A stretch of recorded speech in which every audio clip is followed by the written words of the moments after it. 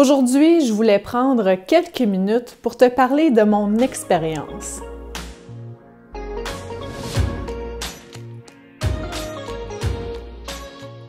Peut-être que tu me connais déjà, peut-être pas. Si c'est pas le cas, mon nom c'est Fanny Duhem et je suis artiste peintre.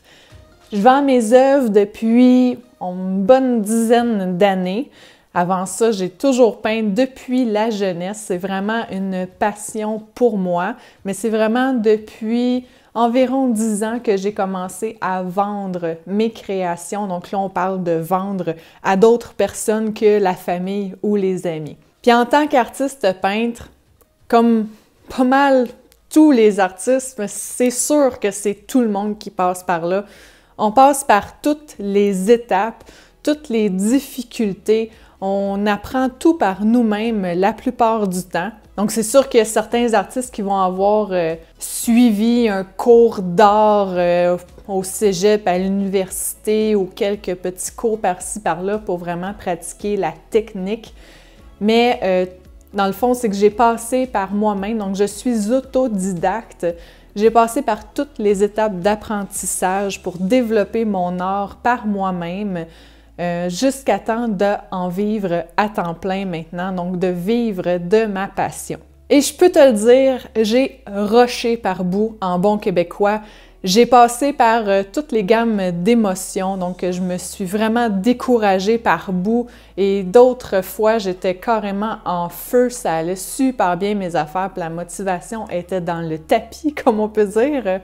Mais malgré toutes les difficultés auxquelles j'ai fait face, la passion pour moi était immensément grande et c'est ça qui m'a permis de persévérer. J'adore plus que tout peindre. Pour moi, si je suis pas capable de toucher à mes pinceaux quelques jours d'affilée, il manque quelque chose. Donc, partir en vacances, c'est difficile pour moi parce que je m'ennuie rapidement d'être dans mon atelier. Donc ça, c'est vraiment être drivé par sa passion et c'est ma situation à moi depuis vraiment plus longtemps qu'une dizaine d'années. La peinture a fait partie de ma vie depuis la jeunesse. C'est sûr que par bout, ça s'est effacé un peu plus dans l'adolescence, dans le début de la famille et tout ça, mais c'est vite revenu et ça a pris de plus en plus de place dans ma vie. Donc, j'ai compris qu'il fallait que je fasse quelque chose avec ça parce qu'il fallait que j'apprenne à mettre ça de l'avant dans mon quotidien pour pouvoir être heureuse. Et quand j'ai commencé, quand je repense à ça, puis je me revois à mes débuts, je me dis que ça aurait été tellement pratique d'avoir accès à certaines informations ou me connaître mieux, bref, de savoir quelques petites choses qui auraient vraiment pu m'aider à accélérer le processus de ma carrière, donc me faire rendre plus vite où je suis aujourd'hui pour vraiment être heureuse là, au quotidien dans tout ça et atteindre là, vraiment la réalisation de ma passion comme je le voulais. Puis ça, ces petites choses-là, c'est comme par exemple ne pas avoir peur de montrer mon travail. Ça, on peut associer ça peut-être au syndrome de l'imposteur. Donc souvent, quand on débute, on peint par plaisir, puis là, on est un peu gêné de montrer nos choses. On commence toujours à montrer ça à la famille, aux amis. Puis là, c'est sûr que la famille et les amis, c'est pas les meilleures personnes pour nous aider parce qu'ils vont tous dire « Oh, wow, c'est beau! » C'est rare que tu vas avoir un ami ou quelqu'un de ta famille qui va oser te dire en pleine face si c'est vraiment laid qu'est-ce que tu viens de faire. Donc, souvent, on peut être un peu biaisé par cette opinion-là, mais on commence par ça. Puis là, quand on voit qu'on aime ça, que la famille dit que c'est beau, puis qu'on aimerait ça aller plus loin, qu'est-ce qui nous bloque? Bien là, c'est le fait de montrer notre travail au grand public. Mais si j'avais su à quel point que c'est merveilleux, ça nous aide, ça nous motive. Vraiment, les premières fois que j'ai reçu des commentaires sur une de mes créations de la part de quelqu'un que j'avais jamais vu de ma vie, qui me disait que c'était donc beau, que « wow, lâche pas, c'est vraiment fabuleux », puis c'est la motivation que ça fait en dedans de nous, c'est phénoménal et ça nous pousse à créer plus et à créer plus de qualité. Puis là, on ne parle pas de la première vente qu'on effectue avec quelqu'un qu'on ne connaît pas du tout, ça c'est encore plus merveilleux.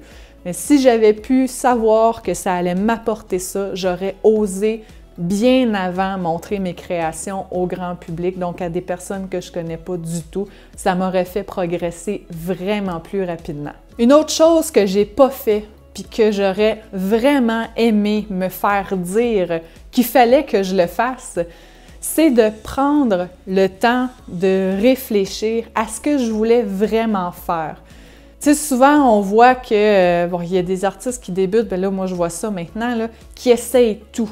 Tu sais, autant, je vais aller en galerie, je vais aller en symposium, je vais avoir mon site web transactionnel, je veux vendre sur Internet, je veux être super populaire sur les réseaux sociaux. Puis quand ils n'ont pas ça, ben là, ils découragent. Mais c'est vraiment c'est s'éparpiller. C'est vraiment, c'est quelque chose à ne pas faire parce que c'est pas tout qui peut te convenir à toi, à ta personnalité, puis tu peux pas être heureux dans tout ça. Et puis ça, je m'en suis rendu compte après avoir mis des énergies dans toutes ces voies-là et que c'est comme ça que vraiment j'ai appris que la voie des galeries, en tout cas pour l'instant, et je ne crois pas à court, moyen terme que ça va être pour moi. J'aime pas ça parce que j'ai un côté gestionnaire en moi qui aime ça être en contrôle sur mes choses. Et puis la voie des galeries, ben, tu perds un peu le contrôle si on veut. Donc ça, c'est pas pour moi. Mais je l'ai appris en l'essayant. Sinon, la voie des symposiums, j'en vois qui font ça avec je ne sais pas combien d'expositions par année qu'ils sont capables de faire. Et j'ai essayé un été d'en faire plusieurs, puis je me suis vite rendu compte que moi, ça me prend toute mon énergie et après ça, je ne suis même plus capable de créer ou de continuer à gérer mes affaires parce que je suis vraiment vidée. Donc, c'est vraiment en essayant que j'ai compris tout ça. Parce que j'avais aucune autre façon de savoir ça. Puis il n'y a personne qui a pu me guider vraiment à comprendre ça ou à dire « Attends, là, avant de mettre vraiment plein d'énergie à créer des œuvres, à rencontrer des galeristes, à signer des contrats, à te déplacer, à livrer des toiles loin de chez toi, attends avant de faire tout ça, puis analyse vraiment c'est quoi être un artiste qui expose en galerie de façon régulière et professionnelle, puis réfléchis bien à est-ce que ce type de carrière-là te convient à toi avec ta personnalité. Si j'avais eu toutes ces informations-là quand j'ai commencé, j'aurais très vite réalisé que cette voie-là n'était pas du tout pour moi, vraiment pas. Puis ça m'aurait fait sauver vraiment beaucoup de temps et beaucoup de travail. Donc, juste prendre le temps de réfléchir. Puis c'est pas une réflexion de 3 mois, là. C'est juste d'analyser tous les éléments d'information vers où on veut aller, puis de réfléchir à voir est-ce que ça correspond avec moi? Oui, non, bon, ben je vais mettre mes énergies là ou plutôt je vais les mettre là. Ça m'aurait fait progresser vraiment plus vite de savoir faire ça dès le début. Une autre chose qu'il y a probablement plusieurs artistes qui vont se reconnaître, mais qui n'oseront pas vraiment le dire, c'est l'espèce de sentiment de vouloir plaire aux autres, plaire aux clients, plaire aux acheteurs.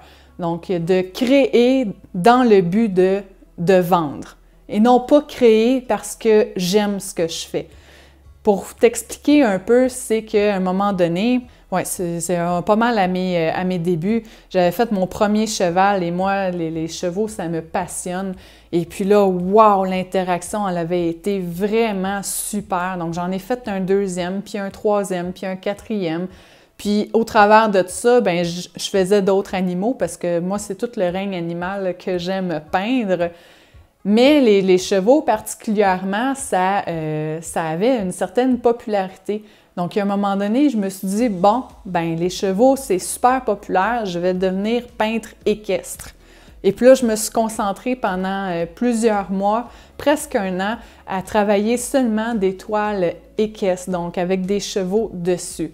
Et même si le cheval est l'animal qui me passionne le plus au monde, je me suis tannée de faire ce que je faisais. Je n'aimais plus, j'avais plus de motivation, ça me tentait plus de finir mes toiles. Et puis ça, j'ai réalisé que oui, les toiles se vendaient très bien parce que c'est un sujet qui est super populaire puis je restais pratiquement jamais pris avec une toile. Mais moi, c'est pas juste ça que j'aimais faire. J'aimais peindre d'autres animaux. Mais j'avais mis ça de côté parce que les autres toiles étaient plus difficiles à vendre puis que là, je voyais juste l'argent qui rentrait avec les chevaux. Mais c'est pas comme ça qu'il faut voir les choses. Il faut vraiment s'écouter soi-même parce que la passion, ce petit feu de passion-là qu'il y a en nous, il faut y faire très attention, il faut en prendre soin. Et d'écouter les autres, souvent, ça fait que le petit feu, il diminue de fois en fois, de jour en jour, de mois en mois. Et à la fin, ben, on n'a plus le goût, on est carrément découragé et il y a beaucoup d'artistes qui abandonnent. Donc, si j'avais pu me donner un conseil à mes débuts, j'aurais dit « Écoute-toi, écoute pas les autres, puis tu vas attirer ceux qui aiment la même chose que toi. » Puis c'est ça, c'est vraiment ça. Parce que là, si je m'étais bâti une immense clientèle qui adore les chevaux, puis qu'après ça, je me rends compte que je déteste pas que je déteste, mais que je veux plus faire de peinture équestre à temps plein, puis que là, je commence à faire d'autres sortes d'animaux, mais cette clientèle-là est pas là pour ça. Donc là, je travaille dans le vide. Donc là, il faut tout que je recommence à me faire une nouvelle clientèle. Donc si j'avais eu un conseil à me donner, c'est ça. Une chose qui m'a cruellement manqué à mes débuts, c'est un entourage qui s'y connaît. Donc qui connaît c'est quoi l'univers d'un artiste, à qui je peux vraiment parler, demander conseil, avoir des encouragements, mais que c'est pas donné dans le vide, c'est pas des paroles sans valeur parce que la personne qui va me les donner sait très bien de quoi je parle quand je parle de mes inquiétudes parce qu'elle a vécu les mêmes. Avoir su que c'était bénéfique à ce point-là de s'entourer de d'autres artistes pour pouvoir progresser ensemble, s'entraider, mais aussi tirer des conseils et tout ça, ça nous fait vraiment avancer plus vite. Je me serais vraiment plus rapidement entourée d'une communauté d'artistes. Donc c'est sûr, en exposition, on se fait toujours des contacts, donc on se fait des amis artistes, mais c'est quand on les voit en vrai, on garde le petit contact après ça par courriel, mais c'est jamais vraiment au quotidien, c'est pas régulier. Donc, de connaître les communautés auxquelles on peut avoir accès aujourd'hui sur Internet, comme je le vois régulièrement avec mon groupe sur Facebook de l'armoire, c'est phénoménal. L'entraide qui s'y trouve, la motivation des artistes qui viennent poser leurs questions, qui partagent leur découragement, puis que là, c'est d'autres artistes qui ont passé par là, puis qui leur disent « Je sais qu'est-ce que tu vis, lâche pas, c'est juste une phase, peut-être pense à ça, peut-être pense à ça. » Puis là, cette personne-là, bien, au lieu de continuer à décourager, bien, elle a un boost d'énergie, puis là, elle est vraiment mieux équipée pour pouvoir continuer puis surmonter les difficultés auxquelles elle fait face. J'aurais aimé ça aussi savoir dans quoi je m'embarquais réellement.